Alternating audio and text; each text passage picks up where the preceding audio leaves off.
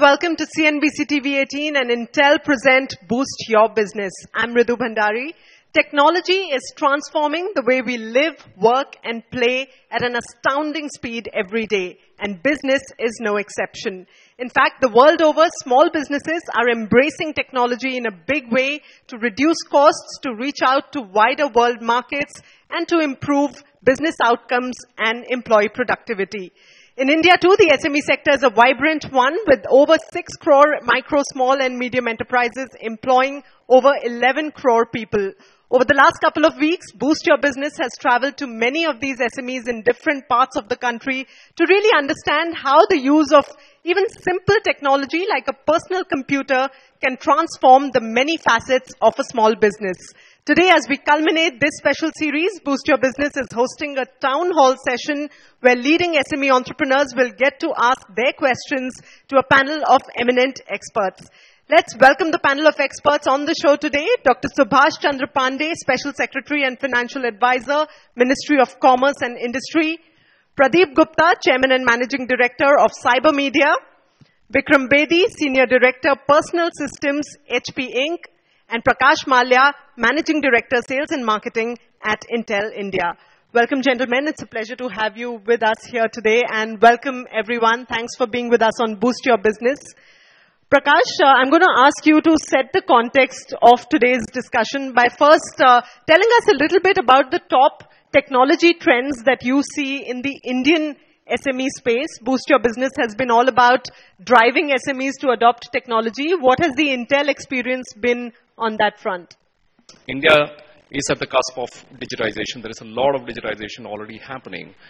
SMEs today is 40% of the GDP. And technology can help SMEs do more. And I do think with technology, SMEs would contribute a bigger portion of the GDP. Government, industry, and SMEs are 3 parts of the puzzle, which if coming together can make a defining impact on the country. The government can formulate policies. GST is a great example of that. Industry at large can create technology solutions. And SMEs can take advantage of those solutions to really boost their business. Well, that's exactly what we're trying here today. And we have all 3 parts of the puzzle here today. The government representation as well as the private sector and an SME audience here. But first, Vikram, there are obvious benefits to adoption of technology. Like I said in my introduction, reaching out to wider global markets, reducing costs and all of that. And most small companies tend to understand that when they read about it. But there is still a sense of reluctance in adopting technology and going the whole hog. Why is that? In general, I think there is a lack of awareness, not about technology in general, but the benefits that can bring to a business. And as we grow, and SME is actually growing rapidly, we see our business growing rapidly. I think over time, as we can explain how technology can enable them to compete much better on a national scale, which thankfully to GST now is a real possibility for any SME. Also, even on an international scale. So I think it's up to us to drive that awareness and help them understand the benefit of driving technology. So I think it's largely lack of awareness that is contributing to that. Right. Dr. Pandey, would you agree with that? Is it largely lack of awareness? In any IT system, unless we simply automate the existing manual chaos, there are always, it imposes a discipline, a format, and it takes time to adjust to that discipline. So while we are ready to tweak the system to take into account the diverse and complex needs of the whole universe, but somewhere there will also be a corresponding attempt to adjust to the template and format that the system. Okay, so that's good to hear. Pradeep, I'm also going to ask you to jump in here. Many micro-level entrepreneurs tend to believe that technology is something that is for the big fish. Is technology adoption, should it be scale agnostic? Most SMEs today understand that technology is going to make a fundamental difference to their business. Technology, of course, deployment has to become easier so that it can be used. I mean, today, for instance, there is a lot of technology in the mobile phone, okay, but people use it. There is a lot of technology in the car today, but we all drive cars. So it should become at that level where, we should forget about the hawa of computers and so on, and technology deployment should become so easy that each and every SME can just go ahead and can start using it. All right, so I'm going to open the floor for questions from all of you because the town hall is really meant for you all to get your queries answered. Yes, sir. It's true, adoption of technology does provide a competitive advantage, but what I have observed, the end users, they are not that much tech savvy, or they're not that much educated. So how do we ensure adoption of technology in such organizations? We've seen a lot of resistance in adoption of technology. Many ERP implementations have been a failure. Even after spending crores and crores, they've been a failure because of this reason. So how do we ensure adoption of technology? Implementing a solution. Technology oriented especially, it's a behavior change. And that behavior change comes from a couple of factors. One, knowledge of what technology can do. And second, real proof that it can happen for your organization. Longer term, I think the organization itself needs to take care that all the employees are committed towards learning about technology by investing their time and using that knowledge towards furthering the cause of the organization. The first part towards getting the SMEs on board on technology awareness and what technology can do for their business is what we as an industry are trying to do. When we are talking about media, it's either news portals or you have your media, YouTube or whatever it is. So you're looking for visibility, you're looking for viewership. So how does the technology help? And Mr. Pradeep, do you use it presently? And suppose you have news, there was news about fake news and there's things, then duplicate news. So how do you filter those news? So, new forms of media have come, and similarly new forms of promotion also have come.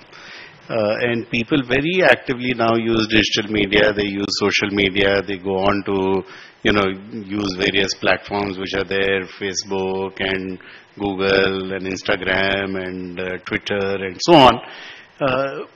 And the advantage is that, it's not necessary that if you just have a B2C product, you can use social media and digital media. You could use it even if it's a very sharply focused B2B product where you just want to reach out to a community of 1,000 people. You could create those specific groups. You could work out different kind of content by which you can continuously engage with them. You do multiple varieties of activities. You have to be very smart in terms of handling the digital media and social media and ensure that you have continuous engagement which is going on with them. All right, lots of questions here on this special town hall session that we are hosting on Boost Your Business today. But right now, it's time for a short commercial break. We'll be right back.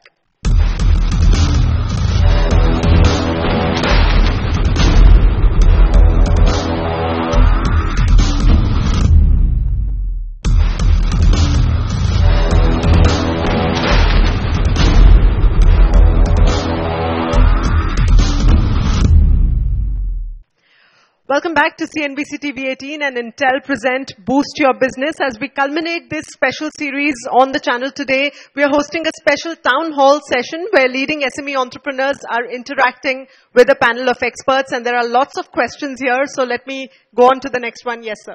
I have a question to HP, Intel, and especially the government representative. Let me talk about MSME. When we talk about the micro industries are almost 80%. So when we talk about adoption of technology, are we talking for the top of the pyramid or for the bottom of the pyramid? So because as of now we have, the definition is less than 5 crores are micro. So the 80 to 85% of the chunk is not using any technology. So do we have any specific government schemes to uplift them? Or from Intel we have such programs? Because as on date, what we have been talking is for the 5% of the total 6 crore entrepreneurs. So where exactly we are looking at this platform for adoption of technology to those 5% or to uplift those 80%? I think across the pyramid. Yeah, so let me just jump in. It's a great question actually, because we always get in this pyramid mode, right? So I think the example I use is when I was a kid, my parents used to tell me that like education is a great equalizer. And I think in today's day, technology is a great equalizer. So whether you're a very small grocery shop just serving a small neighborhood, with technology you can actually be serving a much wider area. And then with internet you can be serving, if you are an artisan, you're making handmade goods, you can easily be serving the whole world right now. So I think those days when we were limited to serial growth, first you become successful in your district and then state, and then I think technology enables you to go much quicker to the top and a wider audience. So I think it's applicable for everybody in the pyramid. But I think it also is important that technology goes to the background. We have to stop thinking of technology as a piece of hardware or software, and more worry about how does this benefit me and what does this bring me. And quite often as you go below in the pyramid, that benefit is not evident. So the work we have to do with different parts of the pyramid is very different. And I think Sir said this, we have to be very careful we don't wrong sell the technology. For the sake of diversity, I'm going to ask which woman in this room wants to ask a question. Please raise your hand. Yes, ma'am, please. So what I see is technology can be both an enabler and a disruptive. I'm Usha Venkatesh and I run a small HR consulting firm and I work across the talent space. So while it has been an enabler to me by, like portals like Naukri, LinkedIn and all have helped me into increasing my business, into recruiting. But the same on the other front with artificial intelligence and automation, we kind of foresee it's going to be a disruptive force where the bigger multinational companies have the more money power and the staying power to buy the technology and automate their solutions, the entire hiring process where you're talking about automating the hiring of skills and across the spectrum. And the jobs are also being reduced because of the automation coming in. So I'm sure we can't stop technology. How do you see the way forward and the roadmap for it? Now, this is the demography of India, right? We are going to be one of the youngest countries in the world. Majority of our folks coming out are going to be less than 20, 22 years of age. And there's a very interesting dynamic that these folks coming through don't necessarily think in the old way of I'll work for a company 10 years, 15 years. They have skills, they want to work on assignments and only work on an assignment if it is interesting. I think the big companies' issue is, yes, they have the jobs, but they don't know where to get the employed talent from. And your strength is, you know where the talent is. So I think, so again, like we said before, there was a procurement side and a sales side. Here there is a talent side. And if you can use technology to offer a platform where people can come and easily search for, we call it the gig economy, where people are not looking for companies, they're looking for interesting gigs to do. If you can curate that, then I think you've got that figured out. And that, frankly, is the holy grail. The job part is, the big companies' issue is they don't get the right people, even if they have the job.